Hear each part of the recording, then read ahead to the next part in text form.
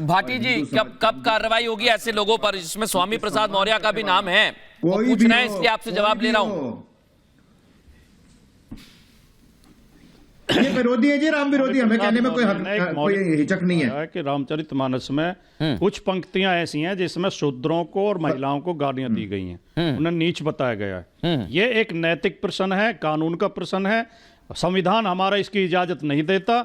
उन पंक्तियों पे आपत्ति है। पूरी पुस्तक पर या हिंदू धर्म पर या मंदिर पर कोई आपत्ति नहीं है। ये उसे गलत कोट करते हैं, गलत तरीके से पेश करते हैं, हमें बदनाम करने के लिए, हमें जो है खलनायक ठहराने के लिए, हमारा चरित्रहनन करने के लिए झूठी बातें बताते हैं। लेकिन मैं एक भाटी जी एक बात कहना चाह रहा हूं। देखिए, आप बहुत अच्छी चर्चा करते हैं, मैं इससे इनकार नहीं कर। आपने एक चौपाई का, सुनिए, मैं बर्क पर भी जवाब लूंगा अपनी जैसे अवस्थी जी, लेकिन एक दर्शकों को एक बात तो बता दूं मैं।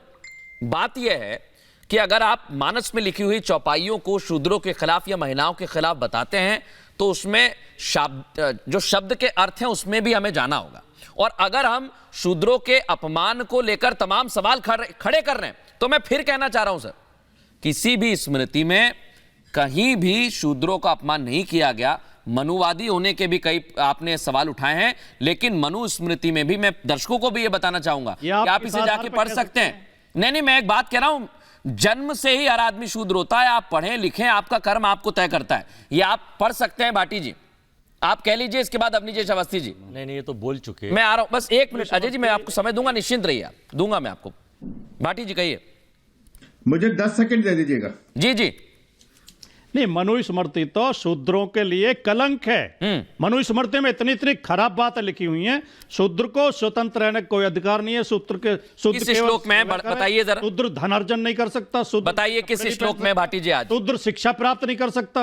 अगर कोई शूद्र ब्राह्मण को छू ले तो उसको मृत्युदंड देना चाहिए। नहीं, आप ये बताइए किस श्लोक में कहा गया है। मृदुल, मैं आ रहा हूं, और मैं ये भी बताता हूं दर्शकों को कि मानस पर जब सवाल हो रहे हैं तो मैं अवनीश अवस्थी को लेकर आ रहा हूं। उसके बाद गुरु प्रकाश जी और अजय जी आपको समय दूंगा। अवनीश अवस्थी को ले आइए स्क्रीन पे, क्योंकि उन्होंने इस मामले में बहुत पढ़ाई की है। दर्शकों को बता दूं, और अवनीश अवस्थी जी जवाब दीजिए।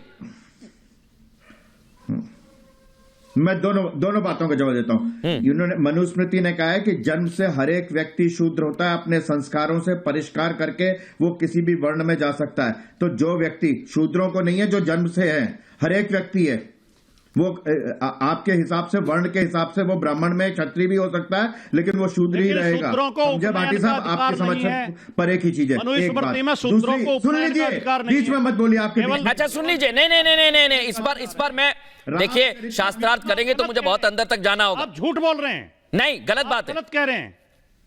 झूठ बोलते। गलत कह रहे हैं। मैं पहले बीच में मुझे डिबेट बीच में नहीं बोलना। अच्छा सुनिए, मैंने आप दोनों को ही रखा हुआ है। मैं उदाहरण देकर बताऊंगा, झूठ बोल रहे हैं। रामचरितमानस में आदिवासी, रामचरितमानस में गोस्वामी तुलसीदास द्वारा रचित रामचरितमानस में शबरी के जूठे बेर श्री राम खाते हैं, उसके घर जाते हैं, उसको नवधा भक्ति बताते हैं कि तुम भक्ति की साक्षात प्रतिमूर्ति हो।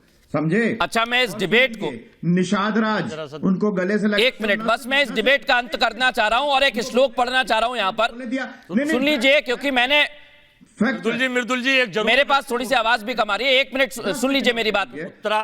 मैं एक उत्तराखंड में, एक मिनट अजय जी, पहले अवनीश जी बोल दें। कुछ अहम बात कह रहे हैं, सुन लीजिए ना सर। नहीं, एक मिनट, मैं आ रहा हूं आपके पास, मैं आपको समय दूंगा, आप निश्चिंत रहिए। मुझे भाटी जी और अवनीश जी फ्रेम में ले आइए। गुरु प्रकाश जी आ रहा हूं, उसके बाद तुरंत समय दूंगा। अवनीश जी। गोस्वामी तुलसीदास लिखते, हाँ, रामचरितमानस में गोस्वामी तुलसीदास लिखते हैं कि निषाद राज ने दूर से ही प्रणाम किया गुरु वशिष्ठ को, और गुरु वशिष्ठ ने क्या कहते हैं कि जिनकी परछाई से लोग भगते हैं, उनको वशिष्ठ जी ने अपने गले से, सीने से लगा लिया। ये है गोस्वामी तुलसीदास रामचरितमानस के।